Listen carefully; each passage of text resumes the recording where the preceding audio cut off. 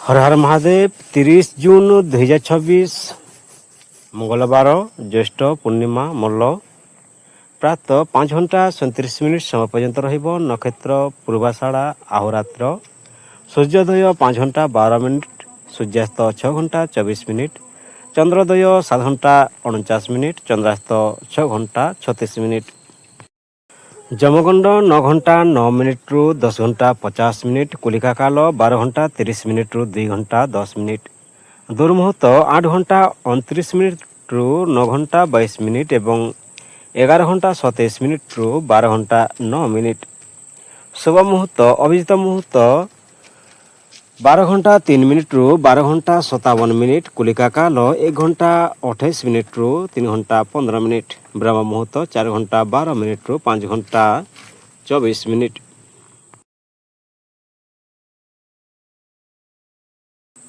30 जून 2026 मंगलवार राहु अपराह्न 3 घंटा 51 मिनिट रु 5 घंटा 31 मिनिट समय पर्यंत रहिब। चंद्रमा धनु राशि संचार करुछन्ति।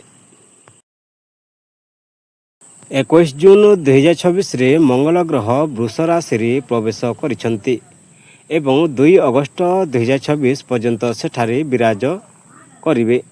ज्योतिष शास्त्र अनुसार एही गोचर अत्यंत गुरुत्वपूर्ण हेब। मंगल साहस, शक्ति, क्रोध और पराक्रम कारक होइथिबा बेले वृषभ राशिर स्वामी शुक्र प्रेम, शांति, सौंदर्य और विलासितार प्रतीक रहिछन्ति। एही दुई विपरीत शक्तिर मिलन समस्त 12टी राशि उपरे प्रभाव पकाइब। विशेषकर मिथुन, तुला और धनु राशिर लोक माने एही समय रे अधिक सतर्क रहिबा उचित। मेष राशि 30 जून 2026 रे मंगलदेव वृष राशि रे गोचर करुछन्ति। मेष राशि पाई एही गोचर द्वितीय भाव रे घटुछि। द्वितीय भाव धन, परिवार, वाणी, संचय एवं खाद्याभ्यास रे प्रतीक रहिछि। मंगलंक एही गोचर धन उपार्जन रे साहस देव, किंतु वाणी एवं खर्च रे संयम रखिबा आवश्यक। मंगलंक विशेष दृष्टि चतुर्थ दृष्टि रहिछि पंचम भाव रे। शिक्षा, प्रेम और संतान विषय रे सक्रियता रहिब। सप्तम दृष्टि रहिछि अष्टम भाव रे। हठात परिवर्तन और गुप्त विषय रे सतर्कता रहिछि। अष्टम दृष्टि रहिछि नवम भाव रे। भाग्य, धर्म और दूरयात्रा रे प्रयास बढ़िब। क्यारियर, व्यवसाय, विक्रय, मार्केटिंग एवं अर्थ संबंधी क्षेत्र में उन्नतिर सुजोग रही। आपणक साहस एवं निष्पत्ति क्षमता सफलता आणिब। स्वास्थ्य, खाद्य पानीय रे सतर्क रुहंतु। मुह, दांत किंबा गला संबंधी छोट समस्या हो पारे। प्रतिकार मंगलवार दिन भगवान हनुमान को पूजा करंतु एवं ओम क्राम क्रीं क्रोम सह भयमाय नमः मंत्र 108 थर जप करंतु। वृषभ राशि 30 जून 2026 रे मंगलदेव वृष राशि रे गोचर करुछन्ति। वृष राशि पाई एही गोचर लग्न भाव रहिछि। प्रथम भाव रे घटुछि। लग्न भाव व्यक्तित्व, स्वास्थ्य, आत्मविश्वास, जीवन दिग एवं निष्पत्ति क्षमतार प्रतीक रहिछि। मंगल एठारे साहस, उत्साह और कार्यदक्षता बढ़ाइबे, किंतु राग और अति त्वरातिर निष्पत्तिरु सतर्कता रहिबा दरकार। मंगलंक विशेष दृष्टि चतुर्थ दृष्टि रही। चतुर्थ भाव रे घर, जान और संपत्ति विषय रे सक्रियता रहिब। सप्तम दृष्टि रही। सप्तम भाव रे विवाह और भागीदारी रे मतभेद एड़ांतु। अष्टम दृष्टि रही। अष्टम भाव रे हठात परिवर्तन एवं गुप्त विषय रे सतर्कता आवश्यक। प्रेम परिवार, राग किंबा जिद कारण छोटखाट मतभेद हो पारे। धैर्य रखी कथा हेले संपर्क मधुर रहिब। क्यारियर, नूतन कार्य, चाकरी परिवर्तन किंबा व्यवसाय विस्तार पाई भल समय रही। नेतृत्व क्षमता बढ़िब एवं परिश्रमर फल मिलिब। स्वास्थ्य, शरीर रे शक्ति बढ़िब, किंतु मुंडबिंदा, रक्तचाप किंबा छोट आघात रे सतर्क रुहंतु। मिथुन राशि 30 जून 2026 रे मंगलदेव वृष राशि रे गोचर करुछन्ति। मिथुन राशि पाई एही गोचर द्वादश भाव रे घटुछि। ଦ୍ୱାଦଶ ଭାବ ଖର୍ଚ୍ଚ, ବିଦେଶ, ହସ୍ପିଟାଲ, ନିଦ୍ରା, ଆଧ୍ୟାତ୍ମିକତା ଏବଂ ଗୁପ୍ତ ବିଷୟର ପ୍ରତୀକ ରହିଛି। ମଙ୍ଗଳଙ୍କ ଏହି ଗୋଚର ଖର୍ଚ୍ଚ ବଢ଼ାଇବାରେ କିନ୍ତୁ ବିଦେଶ କିମ୍ବା ଦୂରସ୍ଥ ସ୍ଥାନ ସହ ଜଡ଼ିତ କାର୍ଯ୍ୟରେ ସଫଳତା ମଧ୍ୟ ଦେଇପାରେ। ମଙ୍ଗଳଙ୍କ ବିଶେଷ ଦୃଷ୍ଟି ଚତୁର୍ଥ ଦୃଷ୍ଟି ରହିଛି ତୃତୀୟ ଭାବରେ ସାହସ, ପରାକ୍ରମ ଓ ଯାତ୍ରାରେ ସକ୍ରିୟତା ରହିବ। ସପ୍ତମ ଦୃଷ୍ଟି ରହିଛି ଷଷ୍ଠ ଭାବରେ ଶତ୍ରୁ, ଋଣ ଓ ପ୍ରତିଯୋଗିତାରେ ବିଜୟର ସମ୍ଭାବନା ରହିଛି।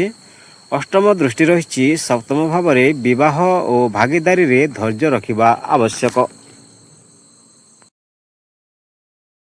ପ୍ରେମ ଓ ପରିବାର ସମ୍ପର୍କରେ ଭୁଲ ବୁଝାବୁଝି ଏଡ଼ାଇବା ପାଇଁ ଶାନ୍ତ ଭାବରେ କଥା ହୁଅନ୍ତୁ। ପରିବାରକୁ ସମୟ ଦେଲେ ସମ୍ପର୍କ ମଧୁର ରହିବ। କ୍ୟାରିୟର, ବିଦେଶୀ କମ୍ପାନୀ, ମଲ୍ଟିନ୍ୟାସନାଲ ସଂସ୍ଥା, ହସ୍ପିଟାଲ, ଗବେଷଣା କିମ୍ବା ଗୁପ୍ତ କାର୍ଯ୍ୟ ସହ ଜଡ଼ିତ ଲୋକଙ୍କ ପାଇଁ ଏହି ସମୟ ଭଲ ହୋଇପାରେ। କାର୍ଯ୍ୟରେ ଧୈର୍ଯ୍ୟ ରଖନ୍ତୁ। କର୍କଟ ରାଶି 30 ଜୁନ 2026ରେ ମଙ୍ଗଳଦେବ ବୃଷ ରାଶିରେ ଗୋଚର କରୁଛନ୍ତି। କର୍କଟ ରାଶି ପାଇଁ ଏହି ଗୋଚର ଏକାଦଶ ଭାବରେ ଘଟୁଛି। ଏକାଦଶ ଭାବ ଆୟ, ଲାଭ, ଇଚ୍ଛା ପୂରଣ, ମିତ୍ର ଏବଂ ସାମାଜିକ ସମ୍ପର୍କର ପ୍ରତୀକ ରହିଛି। ମଙ୍ଗଳଙ୍କ ଏହି ଗୋଚର ପରିଶ୍ରମ ମାଧ୍ୟମରେ ଆୟ ବଢ଼ାଇବା ଏବଂ ନୂତନ ସୁଯୋଗ ଆଣିପାରେ। ମଙ୍ଗଳଙ୍କ ବିଶେଷ ଦୃଷ୍ଟି ଚତୁର୍ଥ ଦୃଷ୍ଟି ରହିଛି ଦ୍ୱିତୀୟ ଭାବରେ ଧନ ଓ ପାରିବାରିକ ବିଷୟରେ ସକ୍ରିୟତା ରହିବ। ସପ୍ତମ ଦୃଷ୍ଟି ରହିଛି ପଞ୍ଚମ ଭାବରେ ପ୍ରେମ, ଶିକ୍ଷା ଓ ସନ୍ତାନ ବିଷୟରେ ଉତ୍ସାହ ରହିବ। ଅଷ୍ଟମ ଦୃଷ୍ଟି ରହିଛି ଷଷ୍ଠ ଭାବରେ ଶତ୍ରୁ, ଋଣ ଓ ପ୍ରତିଯୋଗିତାରେ ବିଜୟର ସମ୍ଭାବନା ରହିଛି। ଧନ ଅଟକିଥିବା ଧନ ଫେରି ପାଇପାରନ୍ତି। ନୂଆ ବ୍ୟବସାୟିକ ସୁଯୋଗରୁ ଲାଭ ମିଳିବ। ପ୍ରେମ, ପରିବାର, ମିତ୍ର ଏବଂ ପରିବାରର ସହଯୋଗ ମିଳିବ। ପ୍ରେମ ସମ୍ପର୍କରେ ସକାରାତ୍ମକ ପରିବର୍ତ୍ତନ ଆସିବ। କ୍ୟାରିୟର, ଚାକିରି ଏବଂ ବ୍ୟବସାୟରେ ଉନ୍ନତିର ସୁଯୋଗ ମିଳିବ। ନୂତନ ପ୍ରକଳ୍ପ, ପଦୋନ୍ନତି କିମ୍ବା ଲକ୍ଷ୍ୟ ପୂରଣରେ ସଫଳତା ମିଳିବ। ସିଂହ ରାଶି 30 ଜୁନ 2026ରେ ମଙ୍ଗଳଦେବ ବୃଷ ରାଶିରେ ଗୋଚର କରୁଛନ୍ତି। ସିଂହ ରାଶି ପାଇଁ ଏହି ଗୋଚର ଦଶମ ଭାବରେ ଘଟୁଛି। ଦଶମ ଭାବ କର୍ମ, ଚାକିରି, ବ୍ୟବସାୟ, ପଦ ପ୍ରତିଷ୍ଠା ଏବଂ ସାମାଜିକ ସମ୍ମାନର ପ୍ରତୀକ ରହିଛି। ମଙ୍ଗଳଙ୍କ ଏହି ଗୋଚର କାର୍ଯ୍ୟକ୍ଷେତ୍ରରେ ଉତ୍ସାହ, ସାହସ ଓ ନେତୃତ୍ୱ କ୍ଷମତା ବଢ଼ାଇବ। ମଙ୍ଗଳଙ୍କ ବିଶେଷ ଦୃଷ୍ଟି ଚତୁର୍ଥ ଦୃଷ୍ଟି ରହିଛି ଲଗ୍ନ ଭାବରେ ଆତ୍ମବିଶ୍ୱାସ ଓ ସାହସ ବୃଦ୍ଧି ରହିବ। ସପ୍ତମ ଦୃଷ୍ଟି ରହିଛି ଚତୁର୍ଥ ଭାବରେ ଘର, ଯାନ ଓ ସମ୍ପତ୍ତି ବିଷୟରେ ସତର୍କତା। ଅଷ୍ଟମ ଦୃଷ୍ଟି ରହିଛି ପଞ୍ଚମ ଭାବରେ ଶିକ୍ଷା, ପ୍ରେମ ଓ ସନ୍ତାନ ସମ୍ବନ୍ଧୀୟ ବିଷୟରେ ଧୈର୍ଯ୍ୟ ରଖନ୍ତୁ। କ୍ୟାରିୟର, ପଦୋନ୍ନତି, ନୂତନ ଦାୟିତ୍ୱ କିମ୍ବା ବ୍ୟବସାୟ ବିସ୍ତାରର ଯୋଗ ରହିଛି। ନେତୃତ୍ୱ କ୍ଷମତା ଓ ପରିଶ୍ରମ ପାଇଁ ପ୍ରଶଂସା ମିଳିବ। ସ୍ୱାସ୍ଥ୍ୟ ଅଧିକ କାମ ଯୋଗୁଁ କ୍ଳାନ୍ତି ହୋଇପାରେ। ରକ୍ତଚାପ ଏବଂ କ୍ରୋଧକୁ ନିୟନ୍ତ୍ରଣରେ ରଖନ୍ତୁ। ପ୍ରତିକାର ମଙ୍ଗଳବାର ଦିନ ଭଗବାନ ହନୁମାନଙ୍କୁ ପୂଜା କରନ୍ତୁ ଏବଂ ଓଁ କ୍ରାଁ କ୍ରିଁ କ୍ରୋଁ ସହ ଭୈମାୟ ନମଃ ମନ୍ତ୍ର 108 ଥର ଜପ କରନ୍ତୁ। କନ୍ୟା ରାଶି 30 ଜୁନ 2026ରେ ମଙ୍ଗଳଦେବ ବୃଷ ରାଶିରେ ଗୋଚର କରୁଛନ୍ତି। କନ୍ୟା ରାଶି ପାଇଁ ଏହି ଗୋଚର ନବମ ଭାବରେ ଘଟୁଛି। ନବମ ଭାବ ଭାଗ୍ୟ, ଧର୍ମ, ଗୁରୁ, ଉଚ୍ଚଶିକ୍ଷା, ଦୀର୍ଘଯାତ୍ରା ଏବଂ ପିତାଙ୍କ ସହ ସମ୍ପର୍କର ପ୍ରତୀକ ରହିଛି। ମଙ୍ଗଳଙ୍କ ଏହି ଗୋଚର ପରିଶ୍ରମ ଓ ସାହସ ଦ୍ୱାରା ଭାଗ୍ୟକୁ ଶକ୍ତିଶାଳୀ କରିବେ। ମଙ୍ଗଳଙ୍କ ବିଶେଷ ଦୃଷ୍ଟି ଚତୁର୍ଥ ଦୃଷ୍ଟି ରହିଛି ଦ୍ୱାଦଶ ଭାବରେ ବିଦେଶ ଓ ଖର୍ଚ୍ଚ ସମ୍ବନ୍ଧୀୟ ବିଷୟରେ ସତର୍କତା ରହିବା ଆବଶ୍ୟକ। ସପ୍ତମ ଦୃଷ୍ଟି ରହିଛି ତୃତୀୟ ଭାବରେ ସାହସ, ପରାକ୍ରମ, ଭାଇ ଭଉଣୀଙ୍କ ସହ ସମ୍ପର୍କରେ ସକ୍ରିୟତା ରହିବ। ଅଷ୍ଟମ ଦୃଷ୍ଟି ରହିଛି ଚତୁର୍ଥ ଭାବରେ ଘର, ଯାନ ଓ ସମ୍ପତ୍ତି ବିଷୟରେ ଭାବିଚିନ୍ତି ନିଷ୍ପତ୍ତି ନିଅନ୍ତୁ। କ୍ୟାରିୟର, ଚାକିରି, ବ୍ୟବସାୟ, ଶିକ୍ଷା, ଆଇନ, ପ୍ରଶାସନ ଏବଂ ବିଦେଶ ସମ୍ବନ୍ଧୀୟ କ୍ଷେତ୍ରରେ ଉନ୍ନତି ହୋଇପାରେ। ସ୍ୱାସ୍ଥ୍ୟ ସାଧାରଣତଃ ଭଲ ରହିବ। ଦୀର୍ଘଯାତ୍ରା ସମୟରେ କ୍ଳାନ୍ତି ହୋଇପାରେ। ନିୟମିତ ବ୍ୟାୟାମ ଓ ସନ୍ତୁଳିତ ଖାଦ୍ୟ ଲାଭଦାୟକ ରହିବ। ପ୍ରତିକାର ମଙ୍ଗଳବାର ଦିନ ଭଗବାନ ହନୁମାନଙ୍କୁ ପୂଜା କରନ୍ତୁ ଏବଂ ଓଁ କ୍ରାଁ କ୍ରିଁ କ୍ରୋଁ ସହ ଭୈମାୟ ନମଃ ମନ୍ତ୍ର 108 ଥର ଜପ କରନ୍ତୁ। ତୁଲା ରାଶି 30 ଜୁନ୍ 2024ରେ ମଙ୍ଗଳଦେବ ବୃଷ ରାଶିରେ ଗୋଚର କରୁଛନ୍ତି। ତୁଲା ରାଶି ପାଇଁ ଏହି ଗୋଚର ଅଷ୍ଟମ ଭାବରେ ଘଟୁଛି। ଅଷ୍ଟମ ଭାବ ଆୟୁ, ଗୁପ୍ତଧନ, ଉତ୍ତରାଧିକାର, ଗବେଷଣା, ହଠାତ୍ ପରିବର୍ତ୍ତନ ଏବଂ ରହସ୍ୟର ପ୍ରତୀକ ରହିଛି। ମଙ୍ଗଳଙ୍କ ଏହି ଗୋଚର ହଠାତ୍ ପରିସ୍ଥିତି ସୃଷ୍ଟି କରିପାରେ, ତେଣୁ ସତର୍କତା ଓ ଧୈର୍ଯ୍ୟ ଆବଶ୍ୟକ। ମଙ୍ଗଳଙ୍କ ବିଶେଷ ଦୃଷ୍ଟି ଚତୁର୍ଥ ଦୃଷ୍ଟି ରହିଛି ଏକାଦଶ ଭାବରେ। ଆୟ ଓ ଲାଭର ବୃଦ୍ଧି ପାଇଁ ପ୍ରୟାସ ସଫଳତା ହେବ। ସପ୍ତମ ଦୃଷ୍ଟି ରହିଛି ଦ୍ୱିତୀୟ ଭାବରେ। ଧନ ଓ ପାରିବାରିକ ବିଷୟରେ ସଂଯମ ରଖନ୍ତୁ। ଅଷ୍ଟମ ଦୃଷ୍ଟି ରହିଛି ତୃତୀୟ ଭାବରେ। ସାହସ ବଢ଼ିବ, କିନ୍ତୁ ତରାହୁଡ଼ାରେ ନିଷ୍ପତ୍ତି ନିଅନ୍ତୁ ନାହିଁ। ଧନ, ହଠାତ୍ ଲାଭ କିମ୍ବା ହଠାତ୍ ଖର୍ଚ୍ଚ ଦୁଇଟିର ଯୋଗ ରହିଛି। କର, ବୀମା, ଋଣ କିମ୍ବା ଉତ୍ତରାଧିକାର ସମ୍ବନ୍ଧୀୟ ବିଷୟରେ ସତର୍କ ରୁହନ୍ତୁ। ପ୍ରେମ ଓ ପରିବାର ଜୀବନସାଥୀଙ୍କ ସହ ଛୋଟଖାଟ ମତଭେଦ ହୋଇପାରେ। ରାଗ ଉପରେ ନିୟନ୍ତ୍ରଣ ରଖି ଆଲୋଚନା କଲେ ସମ୍ପର୍କ ମଜବୁତ ରହିବ। କ୍ୟାରିୟର, ଗବେଷଣା, ଚିକିତ୍ସା, ବୀମା, ବ୍ୟାଙ୍କିଂ, କର ବିଭାଗ କିମ୍ବା ଗୁପ୍ତ କାର୍ଯ୍ୟରେ ସଫଳତା ମିଳିବ। ବିଛା ରାଶି 30 ଜୁନ୍ 2024ରେ ମଙ୍ଗଳଦେବ ବୃଷ ରାଶିରେ ଗୋଚର କରୁଛନ୍ତି। ବିଛା ରାଶି ପାଇଁ ଏହି ଗୋଚର ସପ୍ତମ ଭାବରେ ଘଟୁଛି। ସପ୍ତମ ଭାବ ବିବାହ, ଜୀବନସାଥୀ, ଭାଗିଦାରୀ, ବ୍ୟବସାୟିକ ସମ୍ପର୍କ ଏବଂ ଜନସମ୍ପର୍କର ପ୍ରତୀକ ରହିଛି। ମଙ୍ଗଳ ଏହି ଭାବରେ ସମ୍ପର୍କରେ ଉତ୍ସାହ ବଢ଼ାଇବେ, କିନ୍ତୁ ରାଗ ଓ ତର୍କରୁ ଦୂରେ ରହିବା ଆବଶ୍ୟକ। ମଙ୍ଗଳଙ୍କ ବିଶେଷ ଦୃଷ୍ଟି ଚତୁର୍ଥ ଦୃଷ୍ଟି ରହିଛି ଦଶମ ଭାବରେ। କ୍ୟାରିୟର, କର୍ମକ୍ଷେତ୍ରରେ ଉନ୍ନତିର ସୁଯୋଗ ରହିବ। ସପ୍ତମ ଦୃଷ୍ଟି ରହିଛି ଲଗ୍ନ ଭାବରେ। ଆତ୍ମବିଶ୍ୱାସ, ସାହସ ବଢ଼ିବ, କିନ୍ତୁ ରାଗରୁ ନିୟନ୍ତ୍ରଣ କରନ୍ତୁ। ଅଷ୍ଟମ ଦୃଷ୍ଟି ରହିଛି ଦ୍ୱିତୀୟ ଭାବରେ। ବାଣୀ ଓ ଧନ ସମ୍ବନ୍ଧୀୟ ବିଷୟରେ ସତର୍କତା ରଖନ୍ତୁ।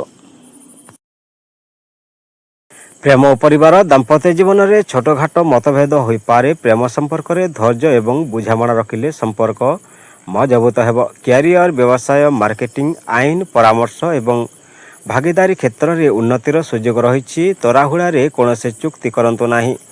ସ୍ୱାସ୍ଥ୍ୟ, ମାନସିକ ଚାପ ଓ କ୍ରୋଧକୁ ନିୟନ୍ତ୍ରଣରେ ରଖନ୍ତୁ। ଧନୁରାଶି 30 ଜୁନ୍ 2024ରେ ମଙ୍ଗଳଦେବ ବୃଷ ରାଶିରେ ଗୋଚର କରୁଛନ୍ତି। ଧନୁରାଶି ପାଇଁ ଏହି ଗୋଚର ଷଷ୍ଠ ଭାବରେ ଘଟୁଛି। ଷଷ୍ଠ ଭାବ ଶତ୍ରୁ, ଋଣ, ରୋଗ, ସେବା, ଚାକିରି ଏବଂ ପ୍ରତିଯୋଗିତାର ପ୍ରତୀକ ରହିଛି। ମଙ୍ଗଳ ଏହି ଭାବରେ ସାଧାରଣତଃ ଶୁଭ ଫଳ ଦେଇଥାନ୍ତି ଏବଂ ସାହସ ଓ ପରିଶ୍ରମ ଦ୍ୱାରା ବିଜୟ ଦିଅନ୍ତି। ମଙ୍ଗଳଙ୍କ ବିଶେଷ ଦୃଷ୍ଟି ଚତୁର୍ଥ ଦୃଷ୍ଟି ରହିଛି ନବମ ଭାବରେ। ଭାଗ୍ୟ, ଧର୍ମ ଓ ଉଚ୍ଚଶିକ୍ଷାରେ ଉନ୍ନତି। ସପ୍ତମ ଦୃଷ୍ଟି ରହିଛି ଦ୍ୱାଦଶ ଭାବରେ। ବିଦେଶ ଓ ଖର୍ଚ୍ଚ ସମ୍ବନ୍ଧୀୟ ବିଷୟରେ ସତର୍କତା। ଅଷ୍ଟମ ଦୃଷ୍ଟି ରହିଛି ଲଗ୍ନ ଭାବରେ। ଆତ୍ମବିଶ୍ୱାସ ବଢ଼ିବ, କିନ୍ତୁ କ୍ରୋଧ ଉପରେ ନିୟନ୍ତ୍ରଣ ରଖନ୍ତୁ। କ୍ୟାରିୟର, ଚାକିରି, ସରକାରୀ କ୍ଷେତ୍ର, ପ୍ରତିଯୋଗିତାମୂଳକ ପରୀକ୍ଷା ଏବଂ ସେବା କ୍ଷେତ୍ରରେ ସଫଳତାର ଯୋଗ ରହିଛି। ଶତ୍ରୁ ଓ ବିରୋଧୀଙ୍କ ଉପରେ ବିଜୟ ମିଳିବ। ସ୍ୱାସ୍ଥ୍ୟ ସାଧାରଣତଃ ସୁଧାର ଆସିବ। ପୁରୁଣା ରୋଗରୁ ଆରାମ ମିଳିବ, ତଥାପି ଖାଦ୍ୟପାନୀୟ ଓ ବ୍ୟାୟାମରେ ଅବହେଳା କରନ୍ତୁ ନାହିଁ। ମକର ରାଶି 30 ଜୁନ୍ 2024ରେ ମଙ୍ଗଳଦେବ ବୃଷ ରାଶିରେ ଗୋଚର କରୁଛନ୍ତି। ମକର ରାଶି ପାଇଁ ଏହି ଗୋଚର ପଞ୍ଚମ ଭାବରେ ଘଟୁଛି। ପଞ୍ଚମ ଭାବ ଶିକ୍ଷା, ସନ୍ତାନ, ପ୍ରେମ, ବୁଦ୍ଧି, ସୃଜନଶୀଳତା ଏବଂ ପୂର୍ବ ପୁଣ୍ୟର ପ୍ରତୀକ ରହିଛି। ମଙ୍ଗଳଙ୍କ ଏହି ଗୋଚର ଆପଣଙ୍କ ଉତ୍ସାହ ଓ ସୃଜନଶୀଳତାକୁ ବଢ଼ାଇବ, କିନ୍ତୁ ତରାହୁଡ଼ାରେ ନିଷ୍ପତ୍ତି ନେବାକୁ ବଞ୍ଚନ୍ତୁ। ମଙ୍ଗଳଙ୍କ ବିଶେଷ ଦୃଷ୍ଟି ଚତୁର୍ଥ ଦୃଷ୍ଟି ରହିଛି ଅଷ୍ଟମ ଭାବରେ। ହଠାତ୍ ପରିବର୍ତ୍ତନ, ଗୁପ୍ତ ବିଷୟରେ ସତର୍କ ରୁହନ୍ତୁ। ସପ୍ତମ ଦୃଷ୍ଟି ରହିଛି ଏକାଦଶ ଭାବରେ। ଆୟ ଓ ଲାଭରେ ବୃଦ୍ଧିର ସୁଯୋଗ ରହିଛି। ଅଷ୍ଟମ ଦୃଷ୍ଟି ରହିଛି ଦ୍ୱାଦଶ ଭାବରେ। ଅନାବଶ୍ୟକ ଖର୍ଚ୍ଚ ଏବଂ ବିଦେଶ ସମ୍ବନ୍ଧୀୟ ବିଷୟରେ ସତର୍କତା।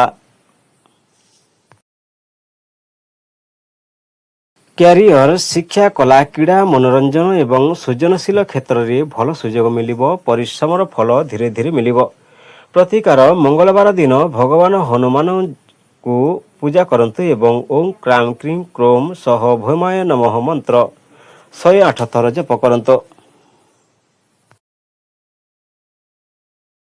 कुंभ राशि 30 जून 2024 रे मंगलदेव वृष राशि रे गोचर करुछंती। कुंभ राशि पई एही गोचर चतुर्थ भाव रे घटुची।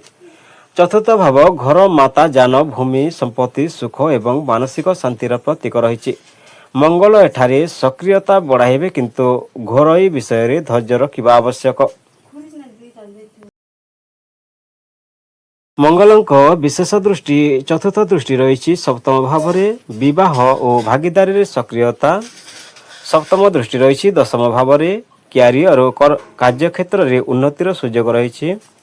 अष्टम दृष्टि रही एकादश भाव रे आय और लाभ रे वृद्धि होई पारे। धन जमी घर जान किंबा संपत्ति रे निवेशर सुयोग मिलिबो। तेबे बड़ आर्थिक निष्पत्ति भल भावे जांच करी नियंतु। क्यारियर रियल एस्टेट निर्माण कृषि जानवाहन किंबा घर संबंधी व्यवसाय रे उन्नति होई पारे। कार्यक्षेत्र रे परिश्रम फल मिलिबो। मीन राशि 30 जून 2024 रे मंगलदेव वृष राशि रे गोचर करुछंती। मीन राशि पई एही गोचर तृतीय भाव रे घटुची। तृतीय भाव साहस पराक्रम प्रयास छोट यात्रा जोगाजोग एवं भाई भौणी प्रतीक। मंगल एही भाव रे शक्तिशाली फल देइथांती एवं साहस और आत्मविश्वास बढ़ांती।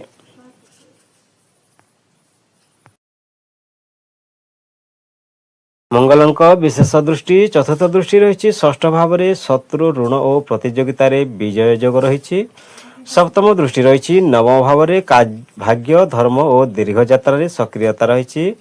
अष्टम दृष्टि रही दशम भाव रे क्यारियर और कर्मक्षेत्र रे परिश्रम द्वारा सफलता मिलिबो। क्यारियर चाकरी व्यवसाय मीडिया लेखालेखी विक्रय एवं जोगाजोग क्षेत्र में उन्नतिर सुयोग रही।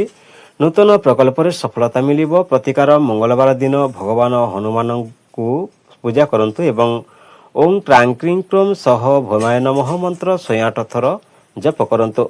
वीडियो को शेष पर्यंत देखिथिबारो धन्यवाद। हर हर महादेव। वंदे मातरम।